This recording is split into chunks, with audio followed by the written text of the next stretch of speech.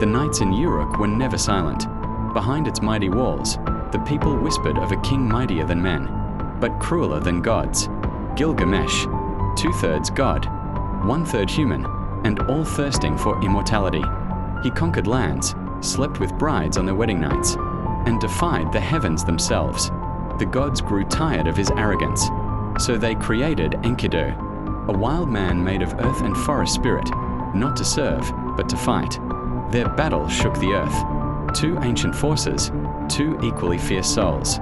But amid the dust and blood, something unexpected happened. They became friends. For the first time, Gilgamesh laughed not in victory, but in friendship. However, the god's joy was always short-lived. When they killed the bull of heaven, punishment fell.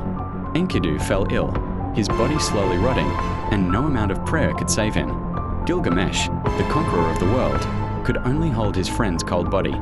For the first time, he had lost, and it was then that he realized, if even Enkidu could die, then death would come to him too.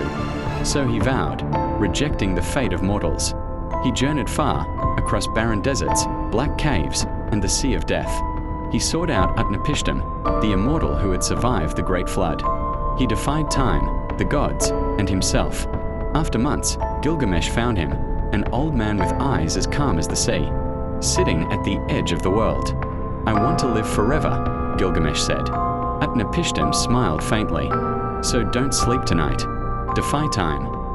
But even the king who had once defied the gods eventually fell asleep. When he awoke, 6 days had passed. By his side, the promised flower of life grew in the clear water. He plucked it, his last hope.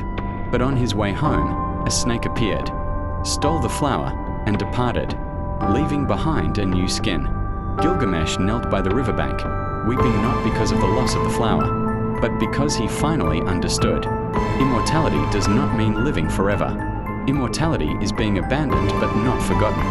He returned to Uruk, gazing at the high walls he had built, majestic, strong, and lasting beyond the ages of men. He smiled. "As long as these walls stand," he said quietly, "my name will live on." And thousands of years later, when the clay tablets were discovered and the story reread, that promise was fulfilled. Gilgamesh did die, but his story did not. Half god, half mortal and utterly immortal.